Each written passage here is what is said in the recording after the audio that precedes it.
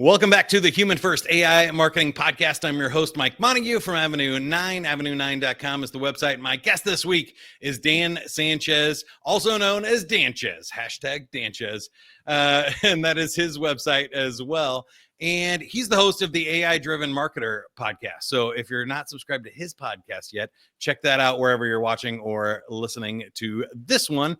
And Dan, I'm super excited for the discussion today because I think we're doing very, very similar things from completely different angles. And you've been doing it a little bit longer than I have, but I'm excited to dive in and nerd out about AI marketing. So I guess the first question is, what does being an AI-driven marketer mean in 2025? Mike. Is it possible to be a marketer without being AI-driven? Oh, of course. And most marketers are still not AI driven at all. Like they might have logged into ChatGPT once, but they're not using it on a meaningful way in a daily, weekly, even monthly basis. That's I think the majority of marketers. I'd say over half.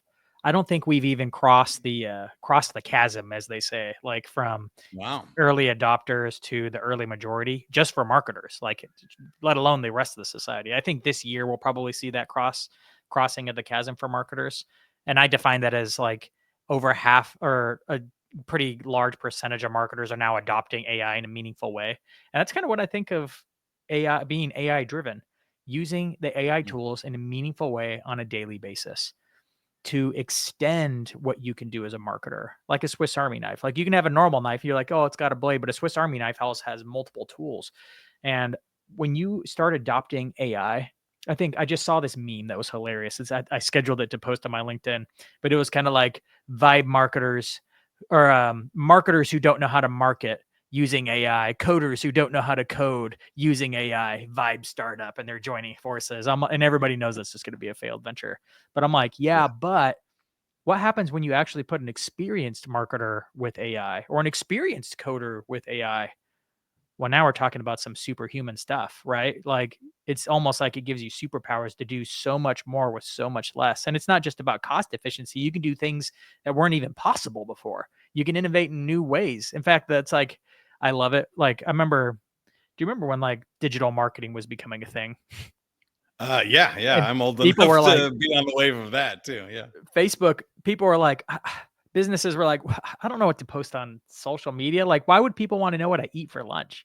We hadn't even figured out, like, just post helpful content according to what you do for the people that you post. Like, we hadn't figured that out yet. It's so like, there's still this like huge wave of like, we haven't even figured out all the different ways we can use AI. You're like, okay, yeah, we can use it to write some social content in a blog post, but I love being in this new space. And a lot of, I think people like you and I are like taking advantage of kind of the newness of it and kind of exploring this uncharted map and just finding new territory in order to like learn and explore and like organize a little that's bit and why bring I clarity to went it. It's all in exciting. on it is because I think that it is a continuation of what we've been doing our whole careers here. That, you know, when I saw 2 years ago that I could do what was taking me a lot of time and effort as a full-time marketer for a corporate entity, I was writing about 2,000 words a week, or sorry, 10,000 words a week by myself, which is almost a full book of just blog posts and social media posts and white papers and, you know, content galore.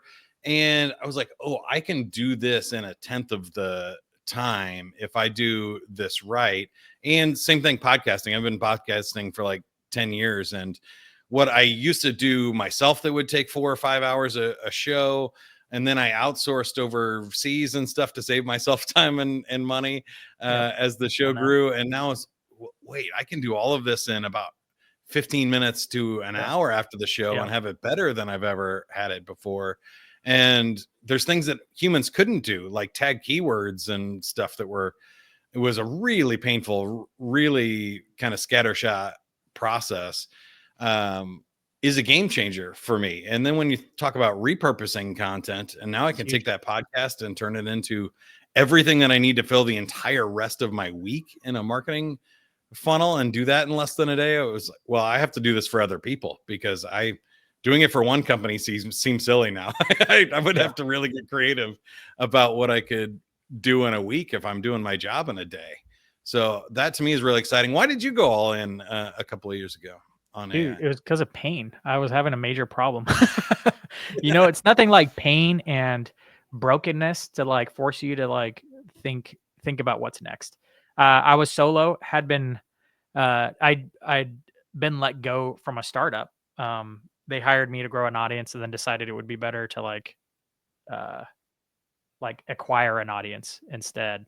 And we parted ways. And so I went solo, and a lot of people were like, "Hey man, you got the chops. You need to go." But you know what?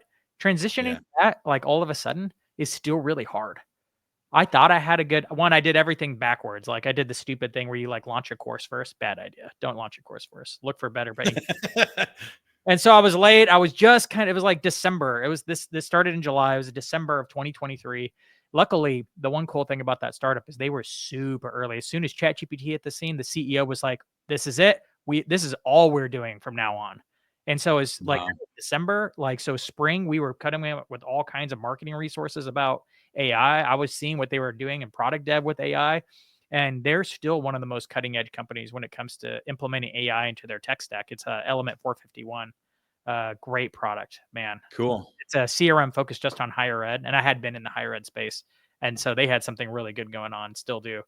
But because of that, I think I was forced to really reckon with what AI could do earlier, and I was getting more familiar with like super prompts and chain prompting and how you could really get ChatGPT to work for you. But I still didn't see the writing on the wall. Not until December, after multiple pivots of my own personal brand and my service. I didn't know what I wanted to be when I grew up, and I was struggling. December, Yeah. and I was struggling to just buy Christmas presents for my kids, but still kind of making it.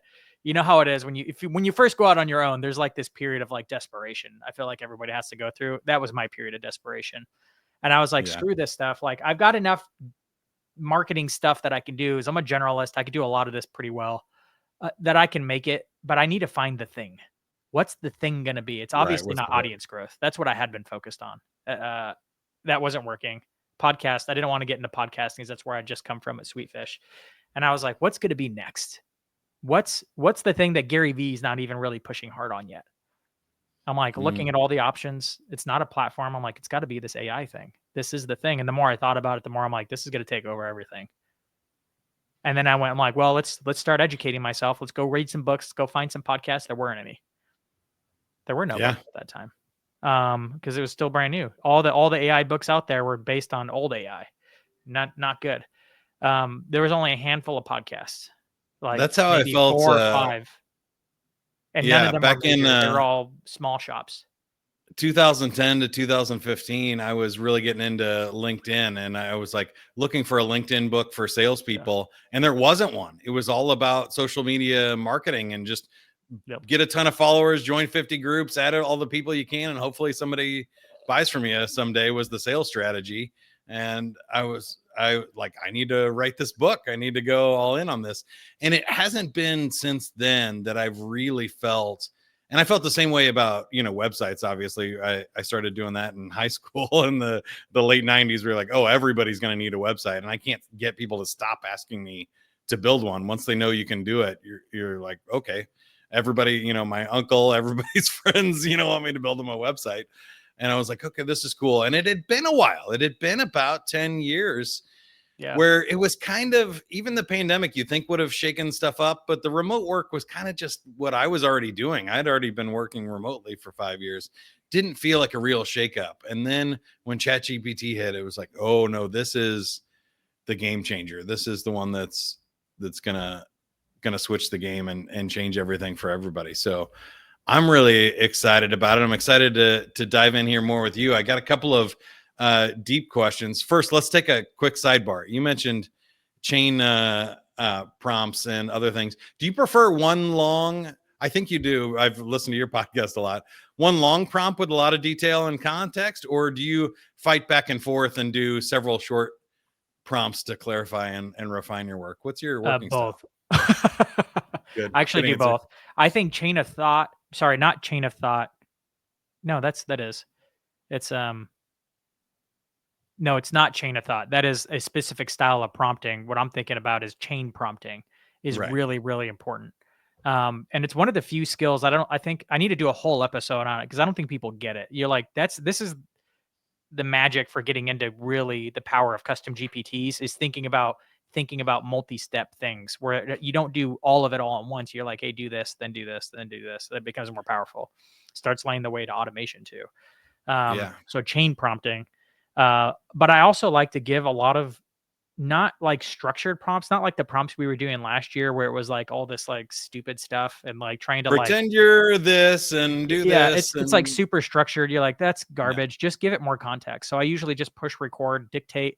I'm like, hey, ChatGPT, here's the problem. And then I give it the context like I would to you if you were the expert helping me solve my problem. And then I might let it solve it right there. Or I might finish it, my context, and be like, okay, before we get started on it, ask me a few questions that would give you more clarity. If it's a big enough problem, I usually do that. And then we go back and forth. So you see, I'm thinking through what this conversation is going to look like before I even start the conversation. Yeah, in my career, I've been lucky enough to work with a marketing team and stuff, and have new assistants and things. So I just think about it like that. It's like, hey, if I had a human sitting here that's a novice marketer, doesn't know what I want, what context would I have to give them so they delivered a good product, right? Here's what I want. Here's what you need to know. Here's what the audience is, and here's some of the choices that I would make before you even get started. I know that I want this, this, and this in the result, but feel free to give me suggestions. If you can do better than that, give me some other options and stuff. And then, like you said, let's go back and forth. I wouldn't expect a human to get it 100% right without any edits and stuff the first time. So let's fight about it. Let's argue. Let's collaborate, plus one in each other as we go through, and then get to something. And what I'm trying to do less of is go back and forth. Because if you do go back and forth too much, it'll start getting confused eventually. So something I've learned, I've been picking this up from Nicole Leffer on LinkedIn, but she's a huge fan of like, if it doesn't get it right, go back and edit your prompt. Go hover over it. There's a little arrow. There's a little edit button. You could do this with Claude too, and just go and edit your original prompt so they can then give you the right answer. That way, as you continue the conversation, you don't have like multiple versions of the thing. You have the right ones. But sometimes you don't want to try to get it all done in one. Like there's a reason why you want to have a conversation, but don't be like, oh, that's not what I wanted. If that's true, just go and edit your prompt and try again, and then go back down. Good. I think that's interesting and some really good tips. Let's nerd out on one more just to give people some in-depth stuff. And if we lose people, we'll circle back. And I promise in a minute, we'll talk about the different types of ways you can use AI in marketing. But the one thing I've also noticed by watching your content and what you do on the podcast is you seem to be good at images and, particularly the thumbnails and AI generated stuff. And that's one where I know ChatGPT released a big update and stuff. I still, whenever I try and change something, it ends up messed up. And the more I try and refine it, the worse it gets. And then I go, you know what? By now I could have just found a stock image on Envato and continued on with my work. Do you have any tips or what's your workflow for making good images? I'll tell you, I've wanted to do an episode on it, but I haven't because it's probably the most painful part of my podcast right now. Is the images. Like it's easier for me to record the episode than it is for me to knock out the image. Like it literally takes me more time to make that one freaking image than it is for me to record the whole episode. That's how long it takes. Well, that's why I just defaulted to a thumbnail template like the old days, and we'll knock out the background on your profile photo and I'll call it good. But you do some cool stuff. I'm thinking about it, but right now I'm using a combination of tools, mostly Google's image effects because it's just way faster. I love ChatGPT's thing, but it doesn't quite capture your likeness.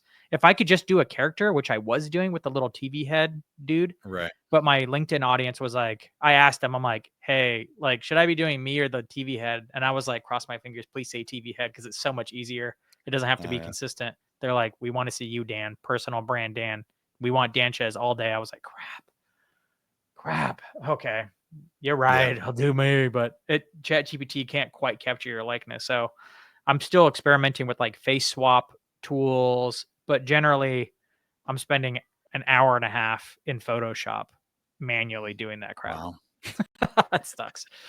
Me too. Not an hour and a half though. I try to keep it like 15 minutes or less. Like I said, use a template. The thumbnail's too important though, so I still move on. But they are on YouTube for sure, and you're doing much better than me on that. So it's worth the effort. Sometimes it's worth the effort, and I think that's where we are in the world of AI. So the way I describe it, and feel free to steal this because one of the funniest quotes I've ever heard. They were interviewing a guy at Yosemite National Park about bears getting into the trash cans and stuff, and how they could make a bear-proof trash can. And the park ranger said, well, it turns out there's a considerable overlap between the smartest bears and the dumbest humans. So if we make a bear-proof trash can, we make a human-proof trash can. Then people leave the food next to it, and the bears come and eat the food anyway. So like there's no things. And that's kind of where I feel like we're at as we talk here in 2025 about AI. Is there's a considerable overlap between what AI can do better than humans and what humans can still do better than AI. And there's limitations to it. And so I think we have to make a lot of judgment calls about, is this still a human thing? Is this something I should automate, could automate, should definitely not automate? And you have some cool ways of thinking about it. You don't have to go through all 5 different types of AI marketing, but when you think about that question of like, definitely in 2025, if I'm a marketer, I should 100% be using AI for this. Maybe it's a judgment call depending on your skill set or your needs for your business. And then definitely do not use AI for this. What do you think falls into those buckets? This really makes me think of like one of my top 2 favorite marketing books of all time. And it's obviously most marketers' favorite marketing book is never a marketing book. But one of them, let me get it. Where are you? Nope. It's missing in action. Oh, you got to find it. That's too bad. I usually have it on my bookshelf right there, but it's missing. It's a purple book from Derek Sivers, right? Founder of CD Baby. He's written a lot of fantastic books. The guy's just good at writing. But this one's called, oh my gosh, I'm blanking on the name. This is really embarrassing. It's all right. We'll use AI to cut it in later.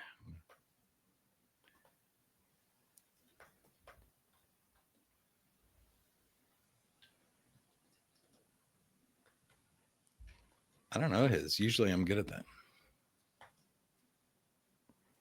Your Music and People. Your Music and People is from I've never Derek heard of that Sivers. Get it. It's amazing.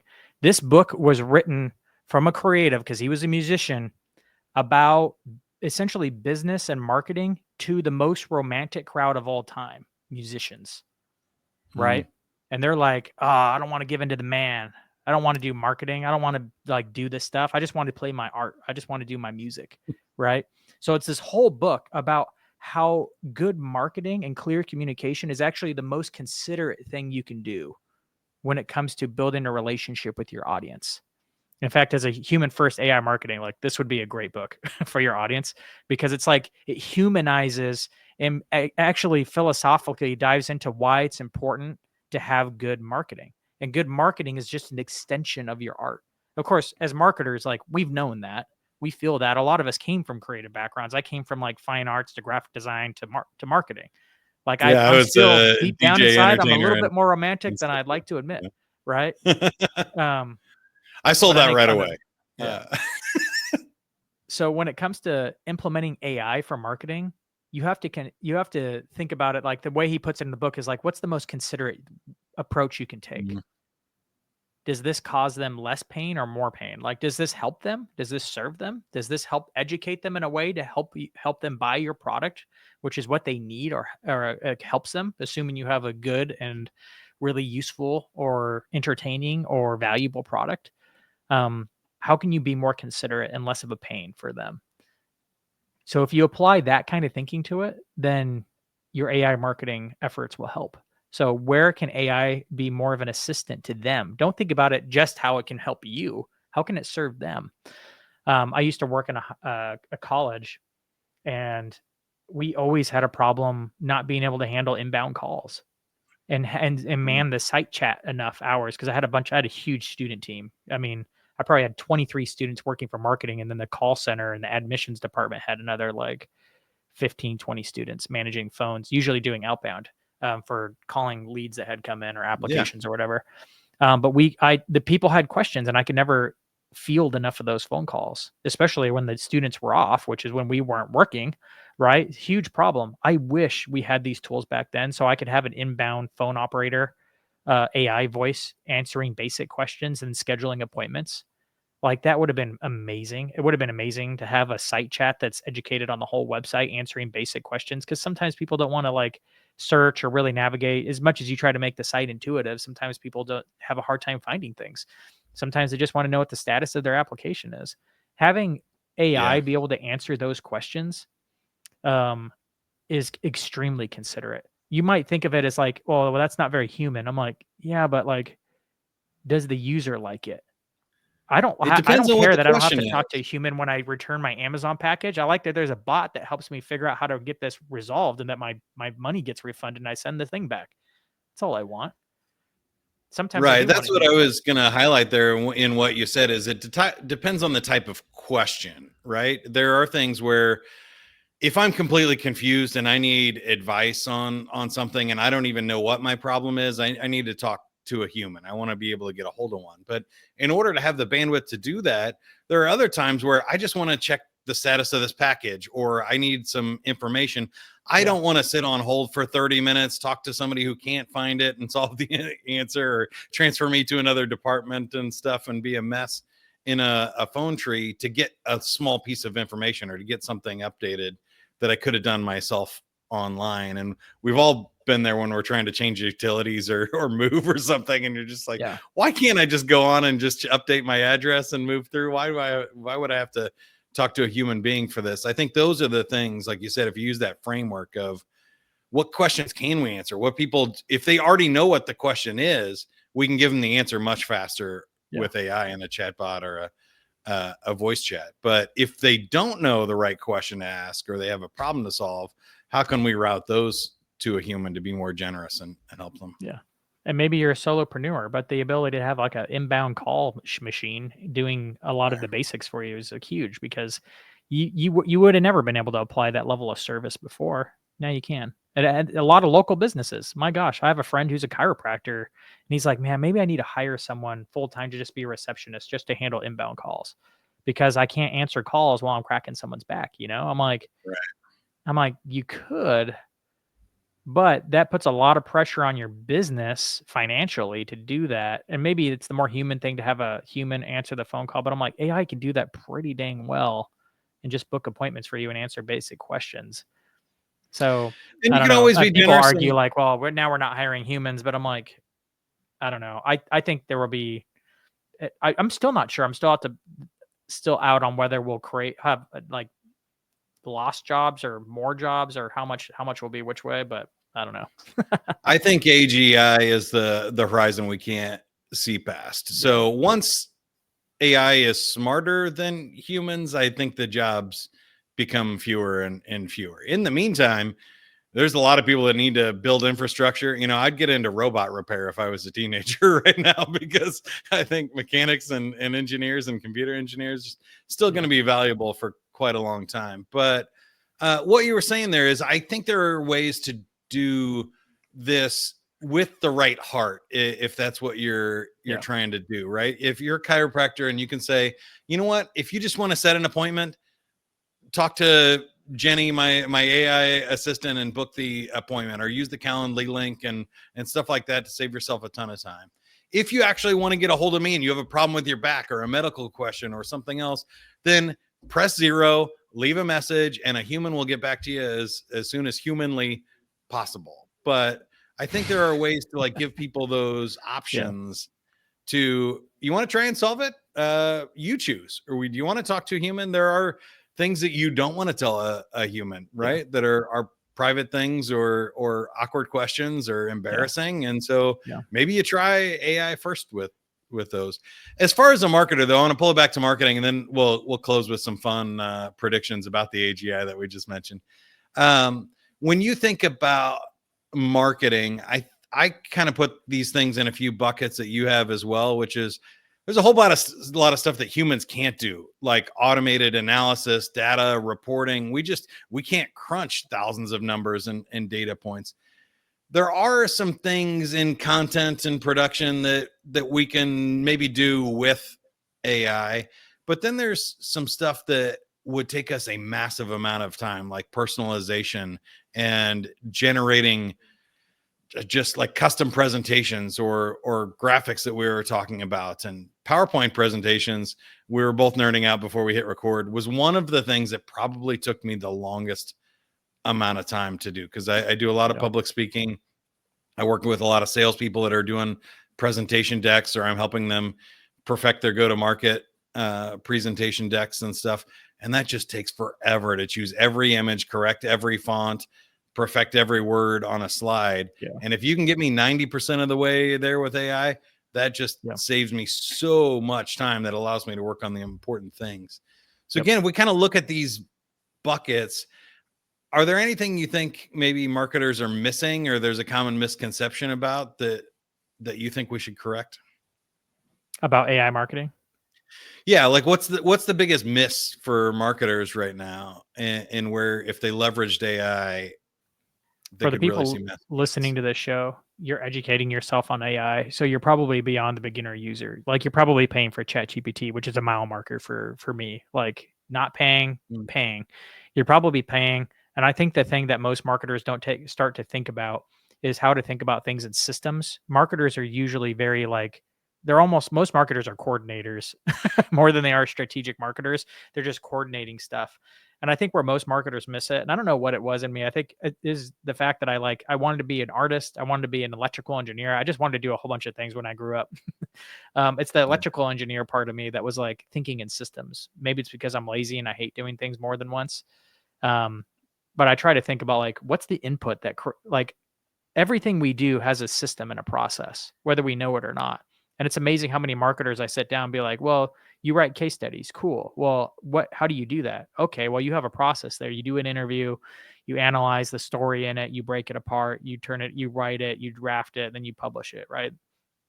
Like, AI can help you do that. You just have to break it down step by step. That's why I keep emphasizing this chain prompting. Like, have AI do it step by step. Don't try to do it all in once, but have it walk through the process with you, and then start getting it to think in a system. Then start automating it by building it into a custom GPT. And then once you've done that enough times, start using tools like make.com or NAN to like automate it even further. And you'll start to find that you can do so much faster. But I think that's where most marketers are stuck. They're still doing AI in a manual way. Start thinking about how to automate it. You don't have to automate it fully, because the automation platforms are honestly kind of a pain to build anything with right now. But thinking in custom GPTs, that's the step that most marketers are stuck at right now. And I have to keep emphasizing it because I want to see more people break through that barrier. Yeah, it's probably one of my most valuable go-tos are the custom GPTs, because as we were talking about with the prompts, it's hard to give that much context every single time you do a prompt. If you're starting from scratch, and they just increased ChatGPT's memory and stuff of previous things that you're done. But in a custom GPT, I can give it all of the data of my brand guidelines, my messaging, my ideal personas and target markets, and my unique value proposition. And then every time I ask it to write a blog, it's going to consider that context. That saves you a ton of time and effort of trying to do that every single time. And then I still have to think about what I'm creating, and I still have to take that output and put it somewhere else, with the copy and paste. So it's not automated in the sense that like, oh, it's Monday's blog day, I'm just going to go, see what blog ChatGPT posted for me, because I've already automated everything. I don't think we're there yet, but we can save ourselves a ton of time if we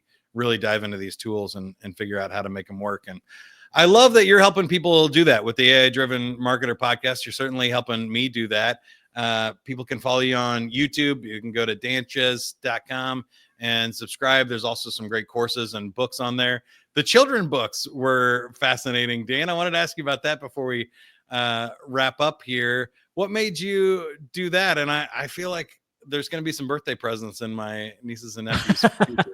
I had a friend getting into making nonfiction children's books, and I was probably his second customer. He was a really good children's book author himself, and had toured around and knew what made kids like books.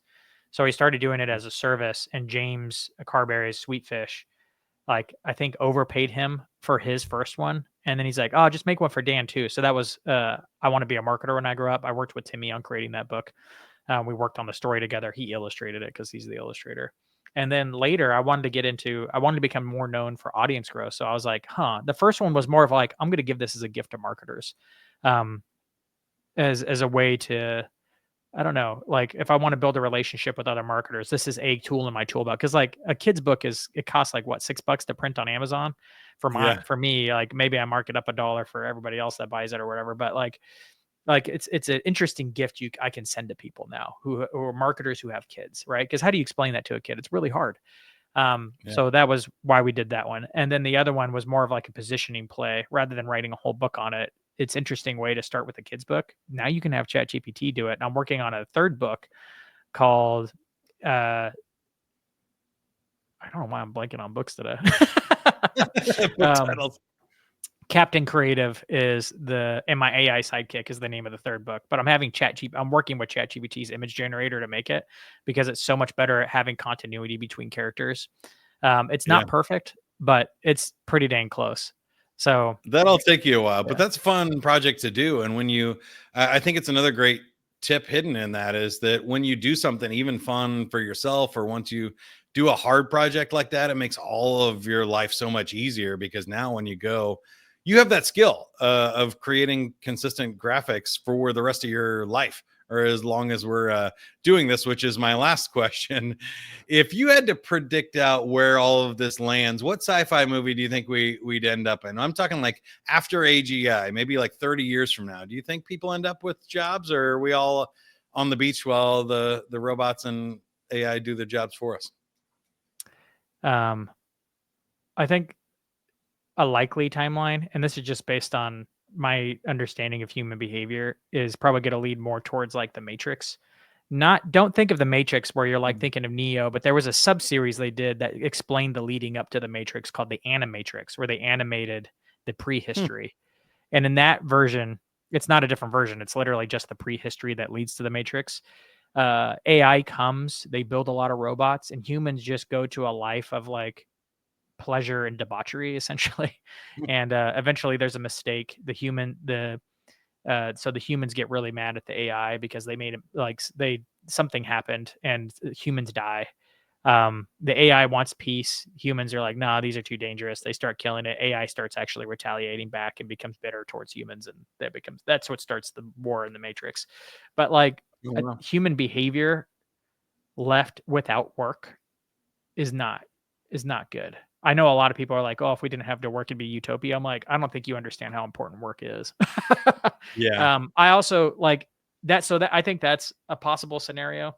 I also have like a deep Christian faith, and then it starts to mix in my eschatology of like how that's going to play out in the end. And I haven't really figured that out yet.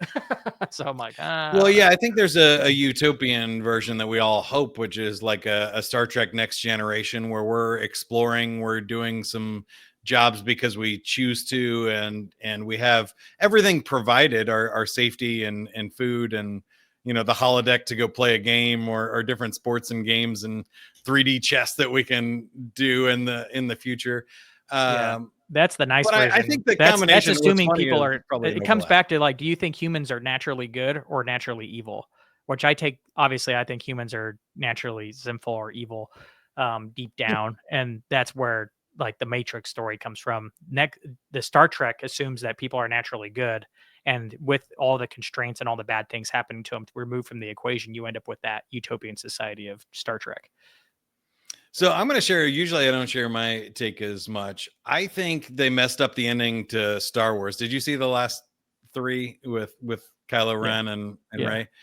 So what I think they should have done is, because they're in the next generation and stuff, is be like, hey, look, I am supposed to be the Jedi, and I came from the dark side parents, and you're supposed to be the bad guy here, and you came from light side parents. What if we're all just good and bad? Why does it have to be one or the other? They should have both just like put down the lightsabers and been like, you know what, we're going to use the light side and the dark side, and sometimes it's okay to be angry, and sometimes you need to chill out a little bit and use the force for good.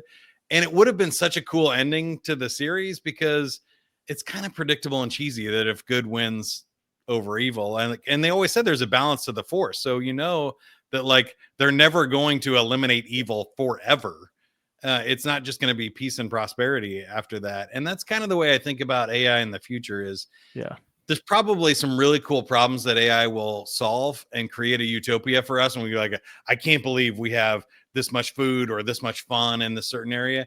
And there's probably some problems that are really hard for AI or impossible for AI to solve, like, you know, immortality or something. And so we'll always have to deal with death and pain and fears and worries and people trying to cheat the system and other stuff. And that's just something that we won't be able to eliminate from our society. So thinking of Star Wars now, you're like, look at those robots. You're like, man, they're really stupid for as advanced as they are. They're actually really dumb considering the AI we're going to have really soon and how good it already is at talking to us. I'm like, why are the robots so dumb? They seemed really smart like 20 years ago. Now you're like, man, they have dumb robots. They're all idiots. Do you think that's intentional? I kind of feel like that was intentional in the Star Wars universe, that we'll probably have specific, like it's a choice. They could have given like C-3PO's voice to R2-D2, but he speaks in code because he's a code-based, like doing a function of a code-based like robot. They gave R2-D2 like the intelligence of like almost like a dog. I mean, it's smart. It figures things out. It processes things. But I'm like,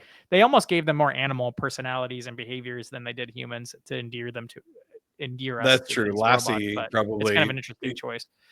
Playing the role of Lassie to like come in and save the day every once in a while, but generally just following along and cheering everybody else on. Exactly. That's great. Well, awesome. This has been a fun conversation. Thanks for nerding out there with me as well. We mentioned the website and the podcast, danchez.com, the AI-driven marketer. Anything else? How can you help us or we help you, Dan? If you want to get more into what I'm talking about regarding like chain prompting and how that becomes a custom GPT, I did put together an AI fundamentals course that covers this step by step. I think it's just go to danchez.com/courses and it's like the top one on the page. But I'm trying to help people understand it. And this really breaks it down step by step, like how to start thinking in this way. And I think it's the most helpful for people. Even though I called it AI fundamentals, it's probably more of an intermediate course. A lot of beginners were like, whoa, that was a lot. So it's not exactly 101. It probably should be more of a 202 course. But I think that's the way I'm trying to help more marketers level up from just using it as a back and forth tool to a tool that handles more for you. Love that. And I think we have a cool overlap here. So if you want to try and figure out how to do it yourself, go to danchez.com. If you go, wow, these guys are super nerds, I don't even want to try, I need somebody to do it for me, go to avenue9.com. We have a marketing agency that's AI powered and human focused to help you amplify your thoughts so that you don't have to learn all the tools and how to do it. And some strategic consulting as well. If you want to figure out what to do and then go do it yourself, that's certainly an option as well. avenue9.com for more information. Until next time, have fun. Keep going, everybody.